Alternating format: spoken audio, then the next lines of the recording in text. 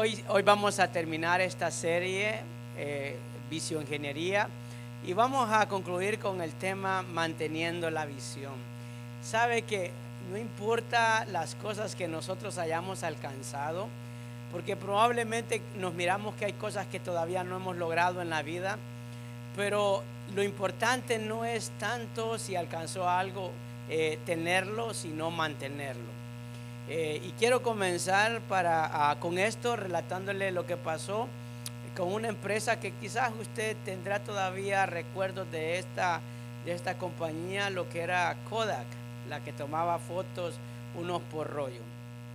Y solo para que usted se dé cuenta, indudablemente eso revolucionó lo que era la industria y también la vida de las personas, porque a través de aquellos rollos fotográficos uno todavía tiene recuerdos de su niñez, de familiares, de cosas que vivió. Y fue muy útil por mucho tiempo. Yo recuerdo de que uno tenía que inmediatamente le tomaba fotos, ir a llevarlo a que le revelaran. Era de aquellos, hermanos, aquellos cartuchos así. Pero cuando uno en la vida se estanca, usted sabe que estancarse es retroceder. Cuando empezaba a evolucionar la tecnología, esta empresa se resistió a las fotografías digitales, porque para ellos el negocio era no las cámaras, sino los rollos que uno compraba.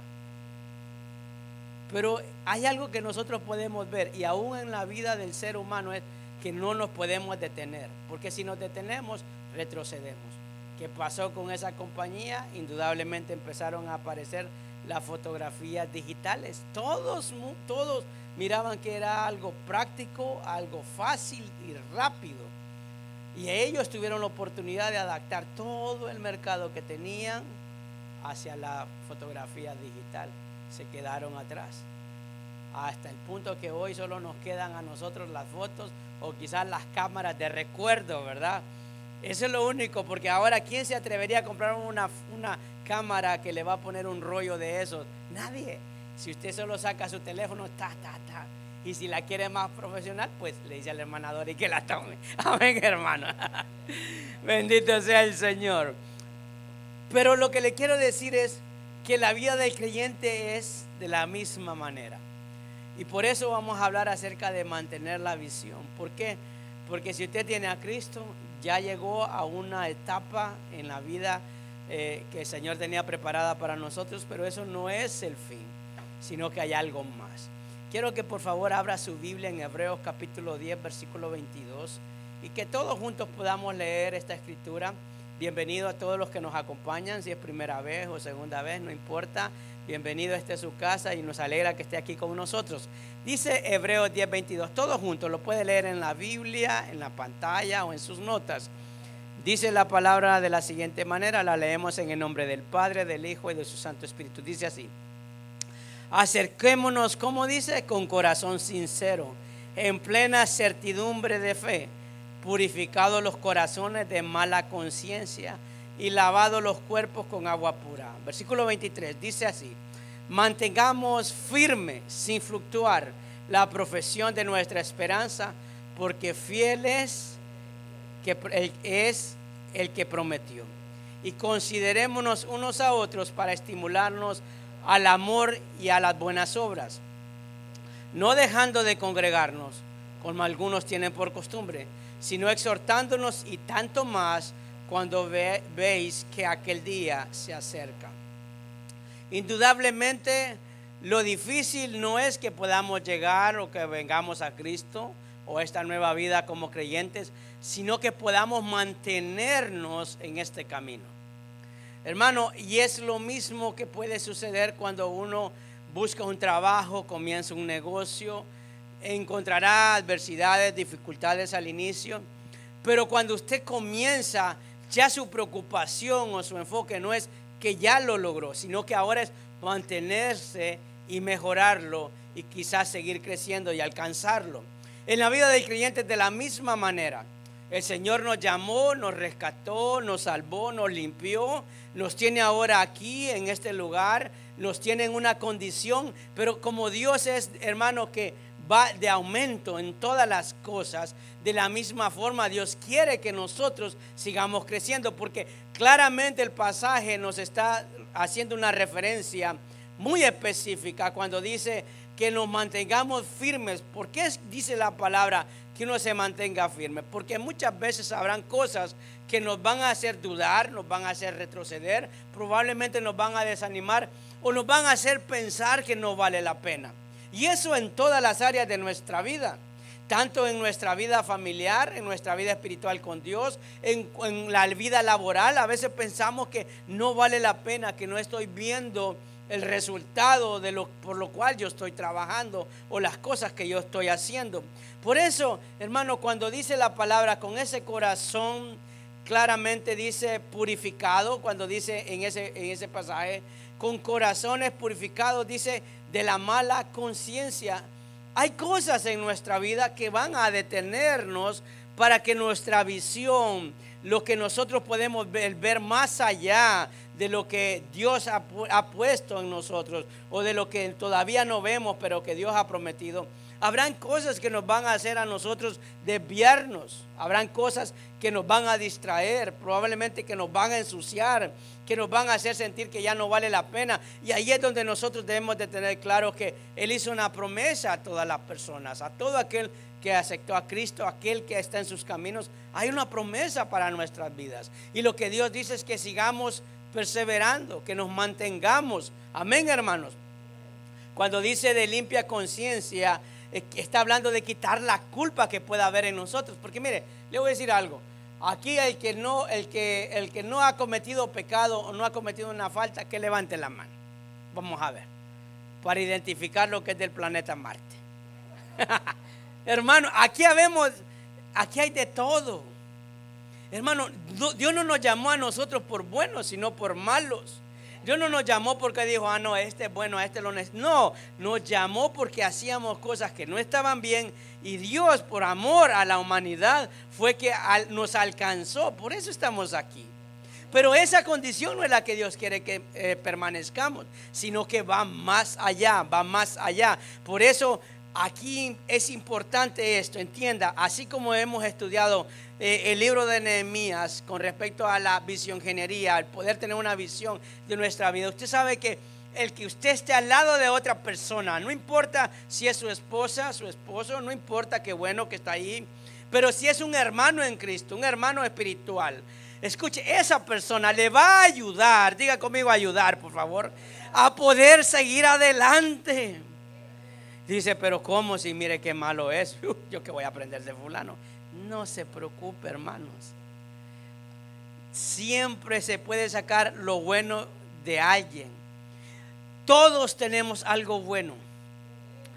La palabra es clara cuando dice que en ese mismo pasaje, considerémonos unos a otros. ¿Para qué dice? ¿Para qué?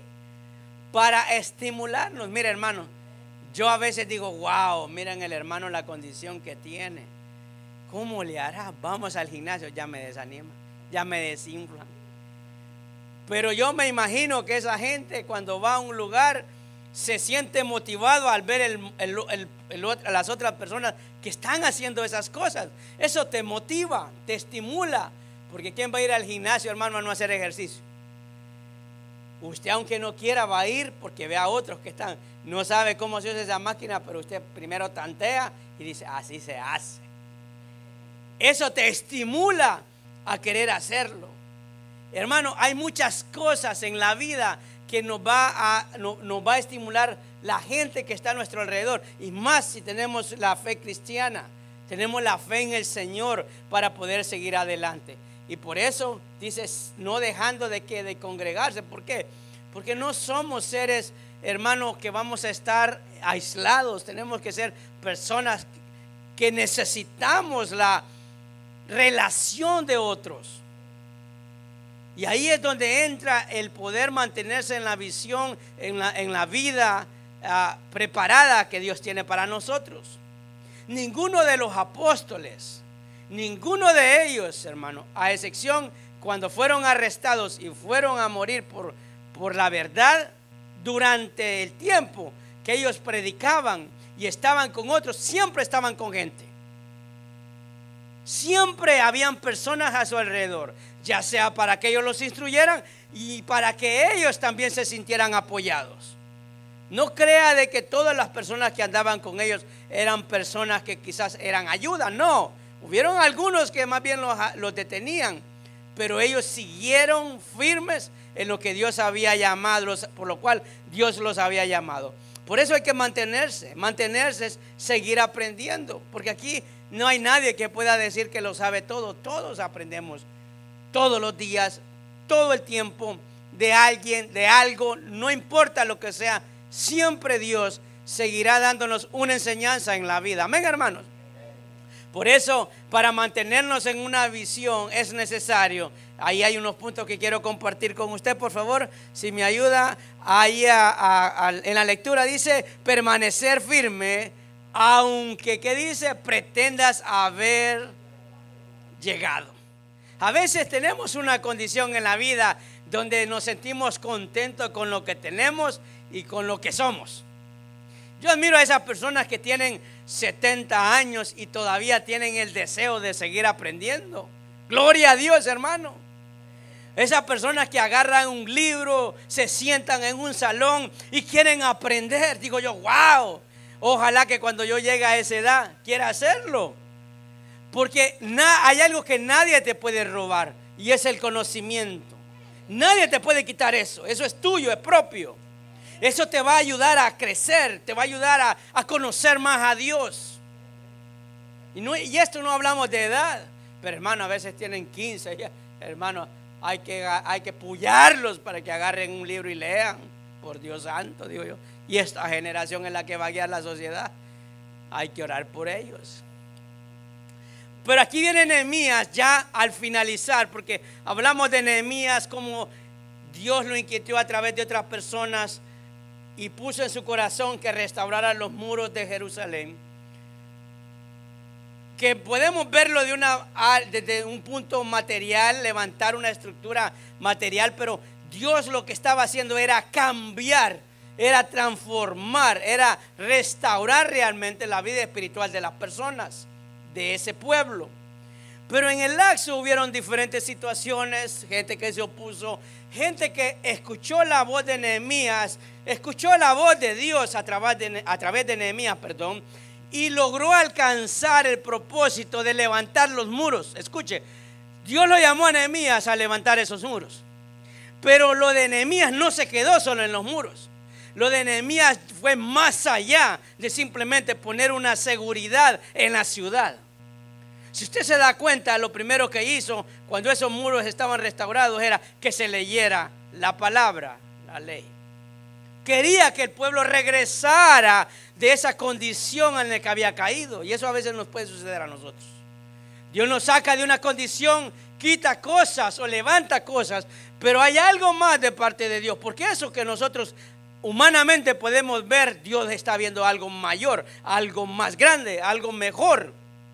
Y en Nehemías capítulo 13 dice la palabra, escuche esto: en ese mismo día, mientras se leía al pueblo el libro de Moisés, se encontró el pasaje que dice: jamás se debe admitir a un amonita o un moabita en la asamblea de Dios, porque ellos se habían negado a darle comida y agua a los israelitas en el desierto. Por el contrario, contrataron a Balaán para que los maldijeran. Y aunque nuestro Dios convirtió la maldición, que dice, en bendición. Ahora, veamos esto. Mire lo que pasa. Ellos podían sentirse cómodos ahora teniendo los muros, su ciudad protegida, y seguir su vida normal como antes, con un poco más de seguridad. Pero Dios no se queda con eso. Ahora Dios, sabiendo que al tener una muralla que les iban a permitir a ellos saber quiénes iban a entrar, qué cosas se hacían dentro de la ciudad, qué cosas tenían que corregir, a quienes tenían que sacar. Miren lo interesante, Dios a través de la palabra les muestra lo que estaba aún todavía infiltrado dentro del pueblo. Cuando dice la palabra que cuando se leía el libro de Moisés, dice que no se admitieran ni amonitas ni moabitas. Era porque Dios en esa asamblea, en ese lugar, lo que quería era que todo lo que estaba contaminado ya no estuviera encargándose de las cosas del Señor. ¿Qué eran los amonitas y los moabitas? Hermano, eran ávaros, eran personas que no les interesaba más que sus propios intereses. Si usted va al mismo libro de Nehemías, podemos leer en el capítulo 2, si usted ahí lo puede leer, quién era uno de los que trató de desviar la atención de Nehemías para que no siguiera con el plan de Dios de levantar los muros. Ahí se da cuenta que hay cosas que Dios no va a pasar de lado. Aunque se hubiese alcanzado el propósito, la visión del Señor era de hacer de ese pueblo un pueblo diferente. Y para ello necesitaba mantenerse firme. Hermano, ese tipo de personas venían de la línea de Lot. Escuche esto. ¿Quién era Lot? ¿Usted sabe quién era Lot? ¿Por qué Lot se separó de Abraham? ¿Por qué? Porque vio aquel valle, pongámosle, hombre, vio aquello, digo, aquello está bueno, porque aquel dijo, si tú dices al norte, yo voy al sur, si tú dices al sur, yo voy al norte, porque de donde yo vaya, ahí Dios me va a bendecir. Pero indudablemente Lot vio aquello agradable a sus ojos, pero ahí había depravación, había corrupción. ¿Entiende, hermano? O sea, hay cosas en la vida que Dios, no importa donde Dios nos ponga, ahí va a estar la mano del favor de Dios. Por eso en ese mismo pasaje dice, porque lo que el enemigo quiere volver en nosotros maldición, viene a ser, ¿qué dice? Bendición. Diga conmigo bendición, por favor. Usted no sabe lo que el enemigo ha querido hacer en nuestras vidas, pero cuando uno es firme en los caminos del Señor, toda maldición o todo lo malo que quiera venir, lo que hace Dios es que lo convierte en bendición. Denle un aplauso al Señor por eso, hermano. ¿De dónde se leía este pasaje acerca de los amonitas y los moabitas? Deuteronomio 3:23 dice la palabra: no se admitirá en la asamblea del Señor ningún amonita ni moabita, ni tampoco a sus descendientes hasta la 10ª generación. Esas naciones no te recibieron con alimento ni agua cuando saliste de Egipto. Mire, un pueblo que el Señor estaba liberando, y que todo aquel, como de la promesa que le había dado a Abraham, el que te bendiga, el que te bendiciere iba a bendecir. O sea, todo aquel hermano que, yo le voy a decir esto, si usted es un hijo de Dios, ¿cuántos hijos de Dios hay aquí? Mire, no importa de dónde venga la ayuda, pero cualquier persona que por cualquier razón Dios use para ayudarlo, esa persona tiene la garantía que Dios va a obrar a favor de su vida, porque está haciéndole un bien a uno de los suyos. ¿Se da cuenta?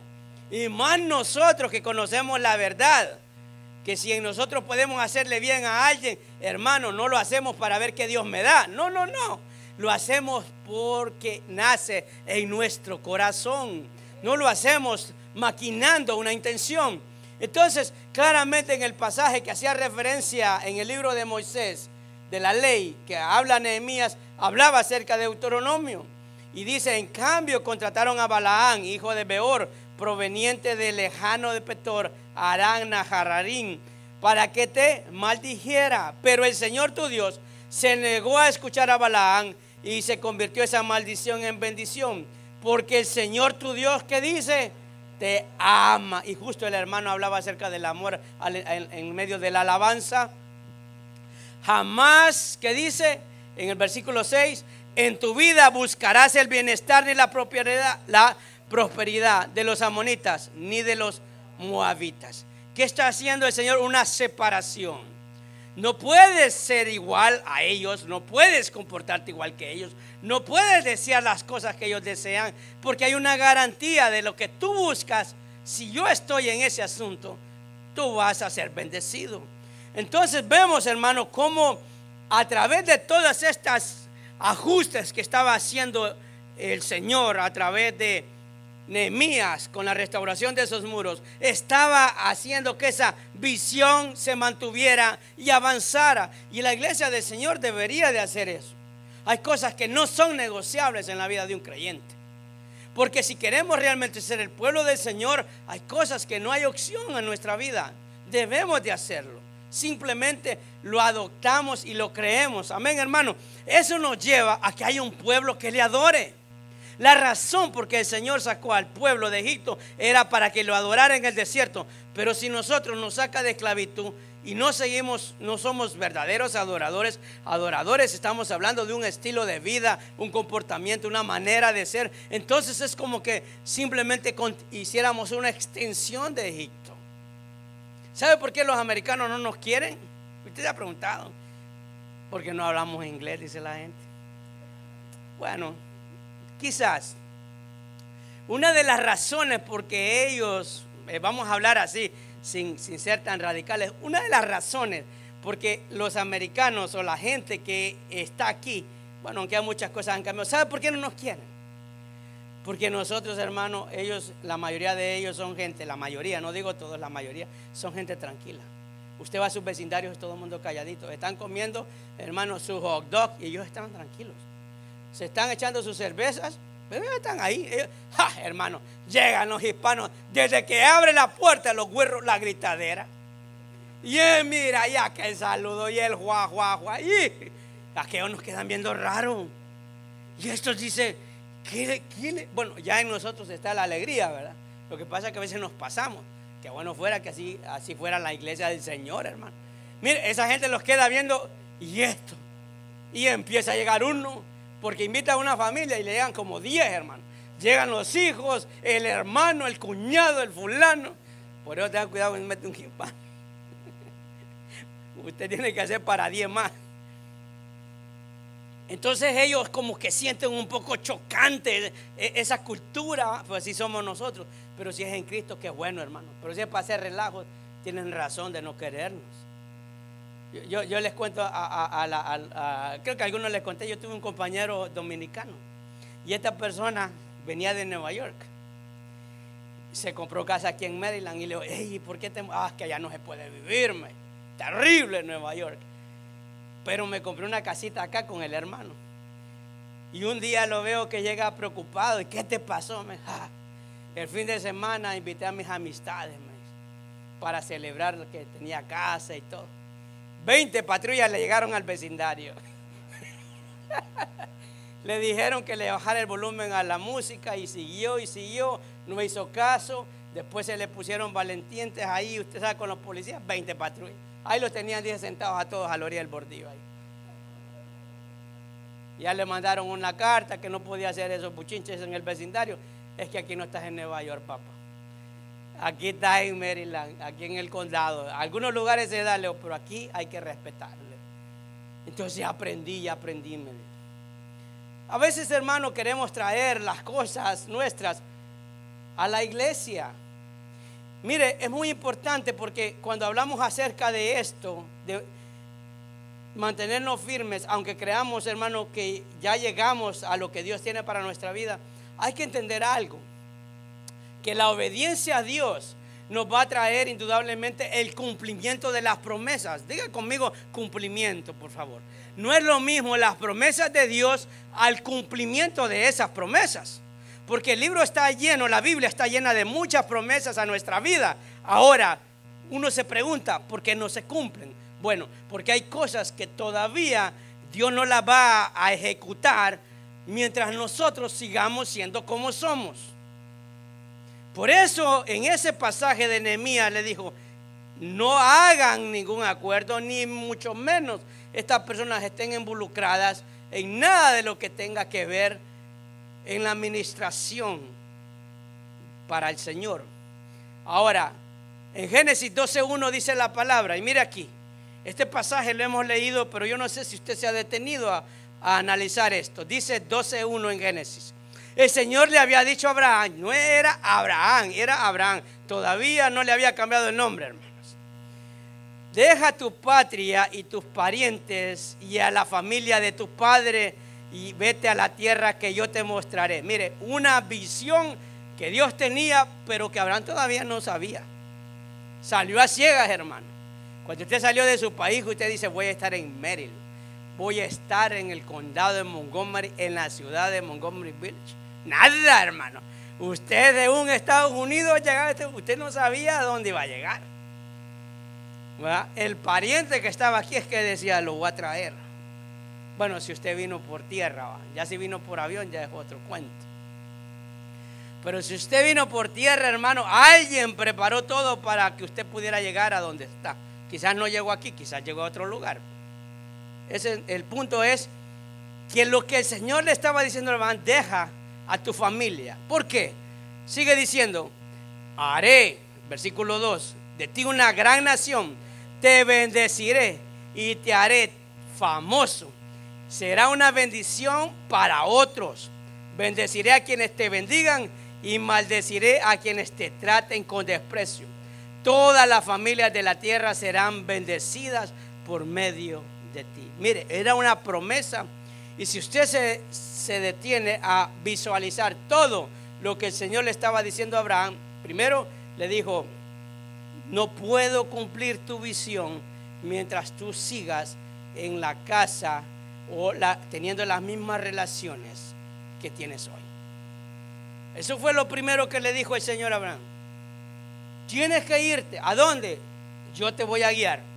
Yo le voy a decir esto, nosotros podemos hacer planes y tener programado qué va a pasar con nuestra vida cuando nos retiremos, cuando lleguemos a una edad donde ya no podamos trabajar, pero Dios tiene preparado otras cosas.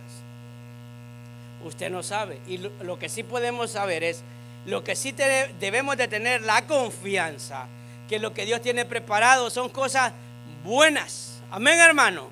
Eso es lo que nosotros podemos creer y estar tranquilos, que lo que Dios tiene preparado para todos nosotros son cosas buenas. Dios no nos va a exprimir como uno puede exprimir la naranja y cuando ya le ha sacado el jugo tirarlo a la basura, a la concha que no sirve para nada.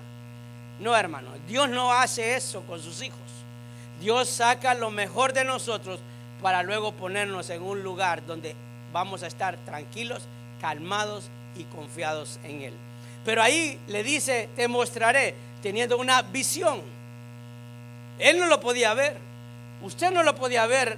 Si usted piensa hace la cantidad de años que vino, que iba a estar aquí, que iba a tener lo que tiene, que iba a verse como se ve, que iba a ser un creyente como es, usted probablemente no podía ver eso. Pero esto no termina acá. Hay cosas que van más allá. Por eso hay que mantenerse, aunque nosotros creamos que ya lo conseguimos, que pensamos que ya llegamos a donde Dios quiere que lleguemos. No, hay que seguir adelante. Amén, hermanos. Pero es importante la obediencia, porque ahí se asienta la promesa de Dios para nuestra vida. Mi vida está asentada en lo que yo creo en Jesús. Por ende, tengo la garantía que si Él dijo que iba a preparar una morada para mí, hermano, yo veo esa morada mucho más grande y mejor que la que tengo aquí en la tierra. Amén, hermano. Yo estoy tranquilo, sé que algo bueno Dios tiene para mí. Amén, hermanos. Gloria a Dios. Pero yo sé que nosotros los seres humanos somos atrevidos. Y como dice que allá hay caminos, hermano, ¿de qué? De oro. ¿Y será que está incluido un carrito, hermano? Porque uno siempre es atrevido, hermano. No una bicicleta para que estemos en una buena condición física. Es que el Señor tendrá. Hermano, a veces nosotros vamos más allá porque nos cuesta separar la parte natural con las cosas espirituales. Amén. Ahora, para mantenerme en la visión de Dios, es necesario, escuche ahí, oír, hacer y obedecer a Dios en todo. Son tres cosas fundamentales. En cualquier cosa, hermano, que usted va a comenzar, ¿qué hace usted cuando comienza un negocio? Usted escucha los consejos, los que usted considera a través de la experiencia adquirida, usted los va a hacer, porque ¿de qué sirve un consejo? Si el consejo es para que algo de lo que se le está diciendo usted haga, y por lo mismo que haga, pues indudablemente si hay algo que es necesario y no hay opción, hay que hacerlo, es obedecer a Dios y hacerlo en todo. En todo implica todo, no en algunas áreas de nuestra vida, es en todo, hermanos. Si realmente queremos obtener buenos resultados y alcanzar el propósito de Dios en nuestra vida. Y eso, hermano, se llama determinación.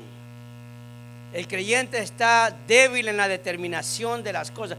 Por eso cualquier cosa que pasa en nuestra vida fácil nos aparta. Cualquier cosa que el enemigo pone una tranquita, como dicen, hermano, rápido nos hace caer y nos cuesta levantarnos. Yo sé que más de alguno de ustedes ha tenido algún accidente en el trabajo, ¿sí o no?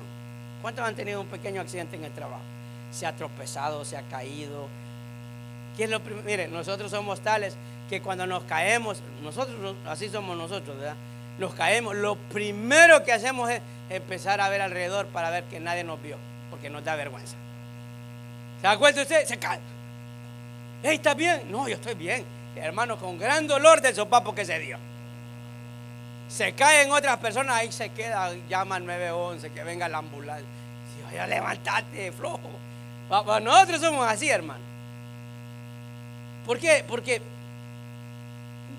rápidamente nosotros nos queremos levantar. Si fuéramos así, hermano, para los caminos de Dios, habría gente poderosa. Y yo sé que aquí hay gente poderosa, amén, hermano. Si usted no, mire, hermano, tenemos nosotros grandes bendiciones de parte de Dios. Yo le digo, usted jamás se hubiera imaginado alcanzar lo que ha alcanzado si no ha sido por el favor de Dios en su vida. No cree, hermano, sin idioma, sin saber inglés, hermano, a puras señas, pero ahí vamos. Así se hace y vámonos. ¿Usted cree que a otra gente le da vergüenza? Pero ¿por qué nos motiva? Dinero. Ahí no tenemos pena, hermano. Me decía un americano, ustedes no saben inglés, pero qué bien se conocen los billetes. Ay, papá, en números nadie nos gana.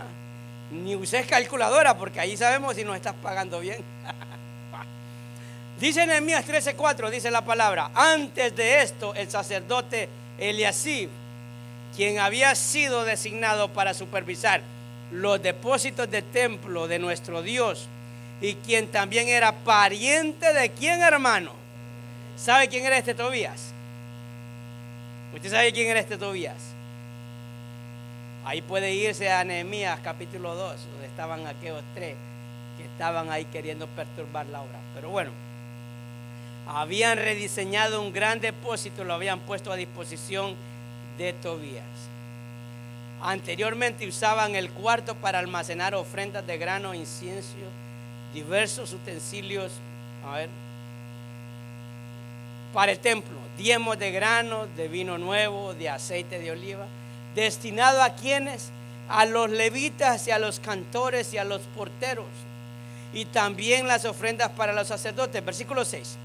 Y en esa época yo no estaba en Jerusalén. Aquí hablando Nehemías, escuchen.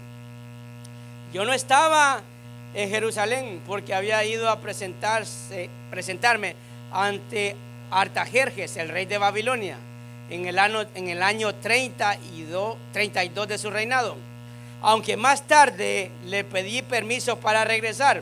Versículo 7. Cuando regresé a Jerusalén, me enteré del acto perverso de Eliasib de proporcionarle a Tobías una habitación en los atrios del templo de Dios. Me disgusté mucho y saqué del cuarto todas las pertenencias de Tobías. Usted pudo visualizar todo lo que pasaba. Miren lo que pasaba. Ya estaba la ciudad con muros levantados, ya estaban estudiando la ley, había un pueblo que había sido establecido por el Señor, quienes iban a ministrar en el templo eran los levitas, los sacerdotes. Habían asignado a alguien, que aquí lo menciona la palabra, que se llamaba Eliasib, para que administrara todos los depósitos de esas ofrendas que se iban a presentar al Señor. Mire cómo muchas veces nosotros podemos desobedecer a Dios y verlo como algo que realmente no tiene gran impacto delante de Dios, pero no es así. Por eso, hermano, el mantenerse en la visión es necesario oír, hacer y obedecer. ¿Para qué fue puesto este sacerdote? Para que administrara todo lo que se recogía para ministrar delante del Señor, y era el medio por el cual vivían los que ministraban en el templo. Esa era la razón por lo que lo había puesto. En todo necesita siempre a alguien que esté viendo que todo obre de la manera correcta. Pero como había una relación de parentesco, este Tobías es el mismo que había aparecido, hermano, y había estado perturbando la obra. Ya habían pasado 10 años y lo que la palabra nos muestra que no había cambiado. El mismo que había querido ser instrumento para que no se levantaran los muros, ahora estaba emparentado con el que estaba encargado de los depósitos de lo que había en el templo. O sea que se había contaminado. Es más, Tanto fue la molestia de Nehemías que hasta un cuarto pues le habían hecho en el templo del Señor. Hermano, hay cosas que Dios no las va a permitir. Obedecer a Dios implica hacer las cosas tal y como dice la palabra. Y yo sé que a veces nosotros queremos acomodar la escritura, ¿verdad? Siempre tratamos de justificarnos, pero para el pecado no hay justificación. Lo malo es malo, lo bueno es bueno, es blanco blanco o negro negro. Así es. Para Dios no hay un término gris. Hermano, por eso la visión, y nosotros podemos ver algo muy importante. En el video de introducción vemos a estos hermanos que elaboraron un avión, lo hicieron mantener en el aire por unos cuantos segundos. Ya ellos se podían sentir satisfechos, pero ellos siguieron perseverando hasta perfeccionarlo. ¿Y usted cree que usted y yo, ahora que hemos tenido la oportunidad de montarnos en un avión, usted cree que estamos en el mismo avión que construyeron estos hermanos? Hermano, cada vez las cosas fueron mejorando y mejorando y mejorando. Ellos no retrocedieron, no cometen los errores que se cometieron al inicio. Estos hermanos tuvieron que pagar el precio, el sacrificio, hacer lo nuevo. Cometieron errores, muchos errores. Ahora, ¿por qué les menciono todo esto? Porque aquí hay gente de familia, tiene hijos, hermano, que en los cuales usted ya no puede permitirle cosas que usted pasó, que usted vivió. No es admitible. Hay que oír la voz de Dios, hay que obedecer a Dios. Porque si usted no hace eso, la visión que pueda tener como familia se va a desvanecer. Nada va a permanecer. La perseverancia y la determinación, eso va a terminar dando un fruto. Hermano, cualquiera, y lo voy a ahora hacer un paréntesis, cualquiera que comienza un negocio, aunque sea de hacer pupusas, usted no puede cambiarle la fórmula de la pupusa que hacía antes.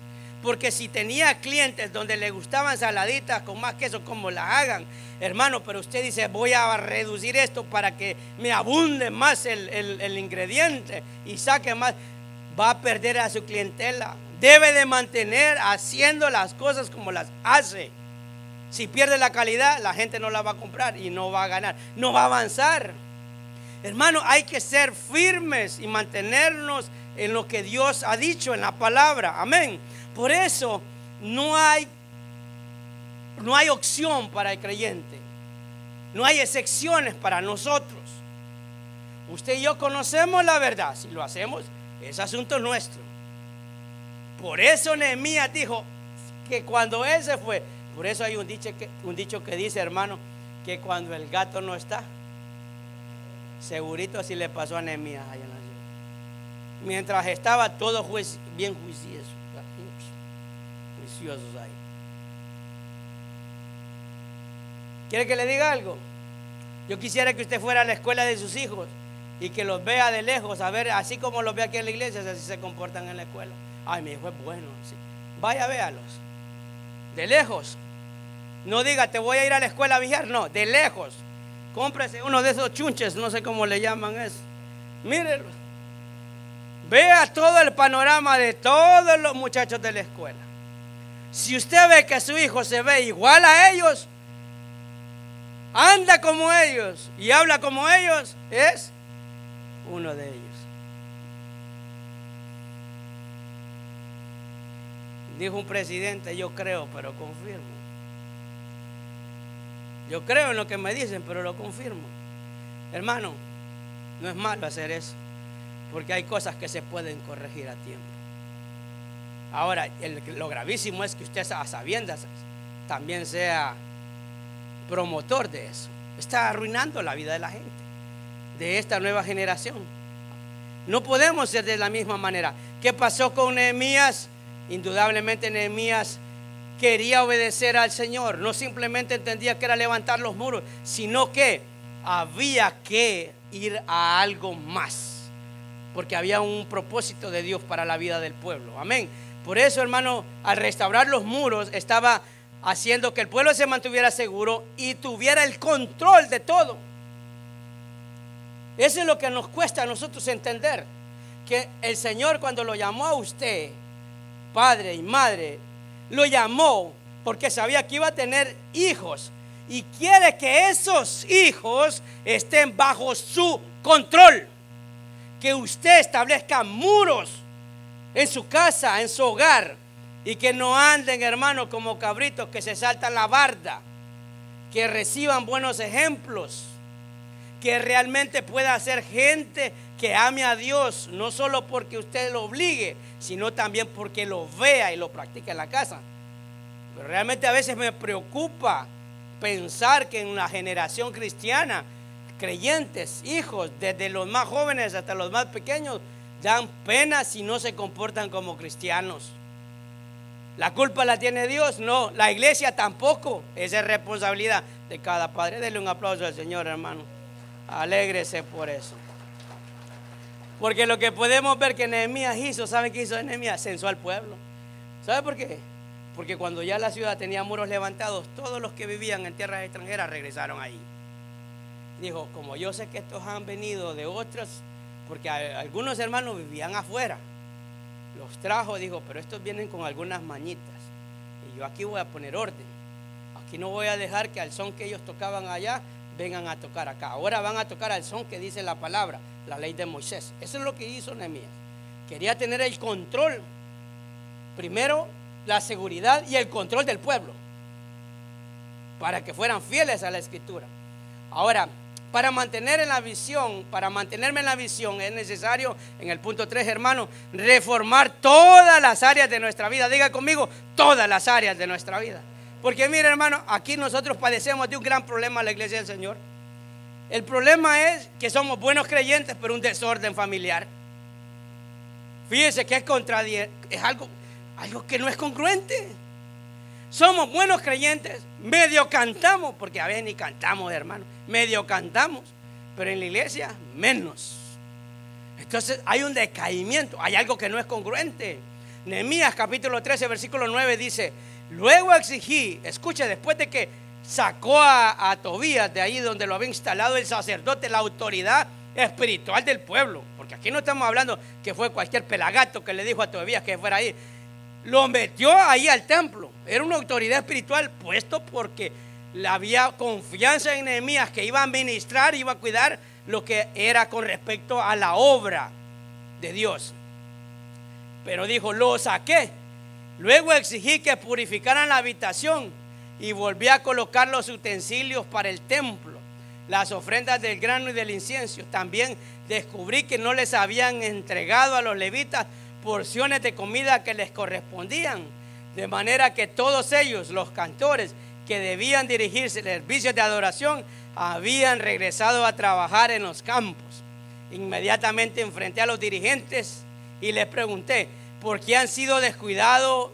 ¿Por qué ha sido descuidado el templo de Dios? Luego pedí a todos los levitas que regresaran y los reintegré para que cumplieran con sus obligaciones. Ahora, póngase a pensar algo usted. ¿De dónde le dije que venían estos moabitas y estos amonitas, hermano? Eran ávaros, eran ambiciosos, eran personas que no pensaban en otros, y eran ahora los que estaban ahí junto a lo que el pueblo daba para ministrar en el templo. Decían, no, hombre, ¿para qué le vas a dar a estos levitas que ministran y a los cantores? ¿Qué hicieron aquellos? Hermano, cuando el hambre aprieta, hay que salir a buscar comida.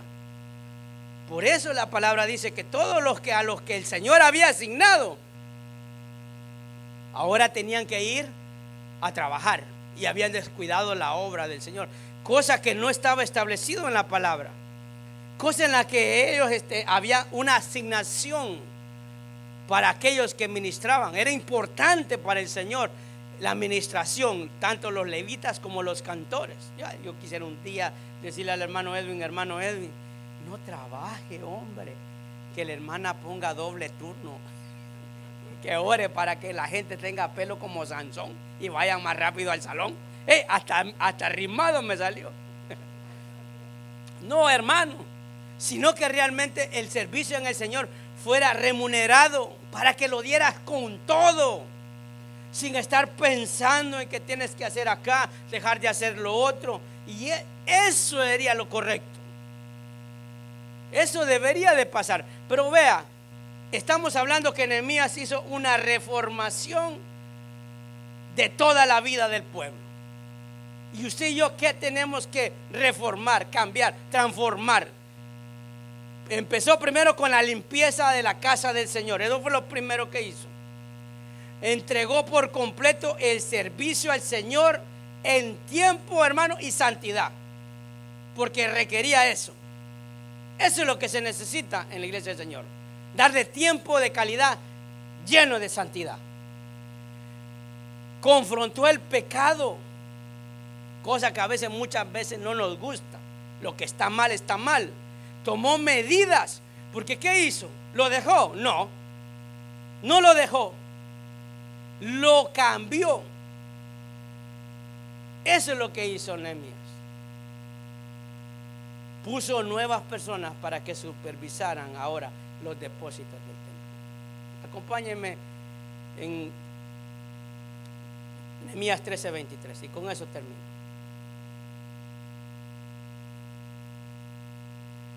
Dice la palabra: por el mismo tiempo me di cuenta de que algunos de los hombres de Judá se habían casado con mujeres de Asdod, Amón y Moab. ¿Lo encontraron? 13:23, ¿verdad? Versículo 24.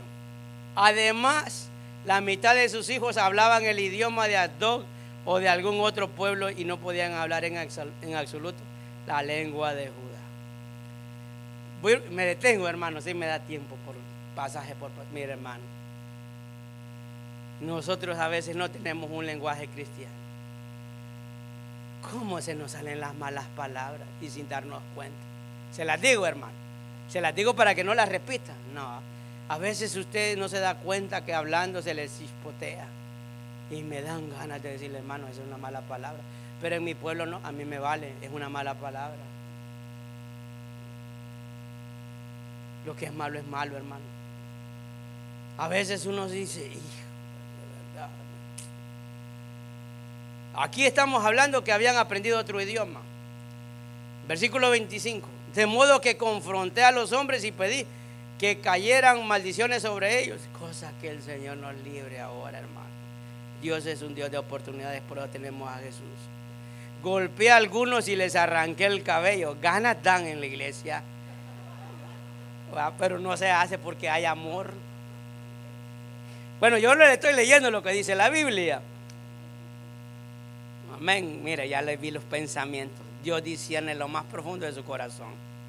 Dice: los hice jurar por el nombre de Dios que no permitieran que sus hijos o sus hijas se casaran con gente pagana de la región.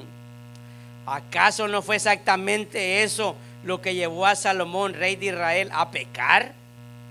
Exclamé: no había rey de ninguna nación que pudiera compararse con él. Dios, ¿qué dice? Lo amaba y lo hizo rey sobre todo Israel, pero incluso él fue inducido a pecar por sus mujeres extranjeras.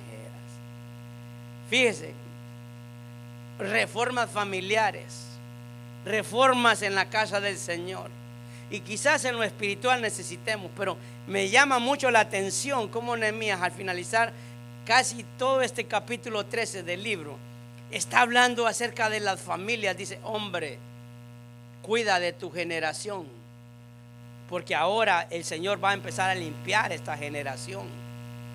Enséñales. Y mire que en aquellos tiempos no andaban con oración, hermano. Dios ahora en su amor, lo que hacemos nosotros es orar y darle unos 2 que 3 cinchazos al cipote, si todavía está a la medida de nosotros. Ya grande, ya uno la repiensa porque ya está grandote. Que agarre un palo, uno va. Pero lo voy a llevar a esto, hermanos. Dios está diciéndonos: ten cuidado con ellos, enséñales el buen camino, porque ya se estaba manteniendo la visión del Señor de tener un pueblo apartado de otros pueblos. Apartado, está diciendo, hermano, seleccionado. No es que no le vamos a hablar a la gente, no. No es que nos vamos a encerrar en una burbuja, no. Es que nosotros, aunque tengamos influencia externa, no permitamos que esa influencia externa transforme nuestra esencia de lo que somos como creyentes. Que nos mantengamos firmes en lo que Dios ha dicho y lo que Dios espera para nosotros. Hermano, mi visión es estar un día con el Señor. Mi visión es un día que Dios me diga: oh, buen siervo fiel, ven aquí, he estado esperando por ti. Hermano, mi visión es que no importa las cosas que pasen aquí en la tierra, sé que Dios tiene cosas mejores de las que puedo imaginar preparadas para mi vida. Y quiero que mis hijos también las tengan. Me preocupo por lo mío, pero eso, por amor a ellos, me hace también transmitirles ese mismo sentir. Cosa que Nehemías quería con el pueblo. Recuerde algo, Nehemías estaba en una posición, hermano, cómoda. Mire, tenía una chamba que muchos quisiéramos tener, hermano. Estar en lugares de privilegio. Tenía respeto porque el copero, hermano, no era cualquier cucaracha. Porque si querían envenenar al rey, a él era el primero que se echaban, porque él tenía que probar las cosas. No crea que a quien quiere, hermano. Nada, o sea que él probaba todo lo que probaba el rey. Mire qué gusto se daba. ¿Cuántos quisieran eso? No lo necesitaba. Ahora imagine la condición en la que estaba el pueblo. Ahora la parte espiritual es lo más difícil, hermano. Dios nos ha restaurado aún en nuestra vida material. Pero ¿sabe qué? No simplemente Dios nos bendice en lo material, sino que Dios quiere que también seamos bendecidos en lo espiritual. Que no nos perdamos la razón por la que Dios nos salvó. Lo material muchas veces desvanece el principio de todo. La poca necesidad que a veces ahora podemos llegar a tener puede llegar a ser instrumento de tropiezo para que el enemigo se aproveche y descuidar nuestra vida espiritual. Manténgase en la visión de Dios. Aprenda la palabra de Dios. Viva esa palabra y compártala. Es tan fácil, hermanos. Era lo que el Señor quería desde el principio para todos nosotros, los que estamos aquí. ¿Qué visión tiene usted para su vida? Ay, hermano, yo tengo muchos anhelos. ¿Será que está incluido Dios en esos planes? Eso es lo primero que tenemos que pensar. ¿Dónde está Dios? ¿Qué lugar tiene Dios ahí? ¿En qué posición lo ha puesto usted? ¿Dónde está el Señor? ¿Quiere esto porque va a honrar al Señor con eso? ¿O está pensando en eso porque eso le va a traer seguridad y tranquilidad a su vida? ¿Y Dios dónde está? Eso es lo que debemos de preguntar. ¿Dónde está Dios en mi hogar? ¿Dónde está Dios en la vida de mis hijos? ¿Dónde está Dios cuando sirvo al Señor? Cuando lo sirvo a Él, ¿está Dios ahí apoyándome? A mí, en lo personal, cada vez que leo ese pasaje de Génesis capítulo 12, hermano, es como echar combustible de fe a mi vida. Es saber que es hacer algo sin saber en el futuro qué es lo que está preparado. Pero si hay una promesa de parte de Dios que lo que viene es bueno. Yo no sé si usted piensa en eso. En la traducción que pusimos ahí, dice el pasaje, si me ayudan los hermanos, por favor. En ese pasaje me llama mucho la atención porque dice: te bendeciré y te haré famoso. Hermano, mire, tanto es la fama de este hombre que hasta el día de hoy seguimos hablando de él. Es el padre de la fe, ejemplo de fe para que usted y yo podamos seguir. No importa lo que usted anhele, si tiene una visión en cualquier área de su vida, solo le puedo decir que necesita poner a Dios en un lugar importante, sino el más importante. Póngalo ahí. ¿Quiere comenzar un negocio? Ponga a Dios ahí. ¿Quiere entregarle a su familia porque está pasando situaciones? Ponga a Dios. Dios, aquí tú estás, por encima de todo. Lo demás, lo que me toca, voy a hacer. Y lo que no pueda, yo sé que tú lo vas a hacer. Es poner a Dios. Es decirle: Señor, yo me quiero mantener. Si usted es creyente y quizás han habido altos y bajos, ¿sabe qué? Dios siempre es el que trae la calma en medio de la tempestad.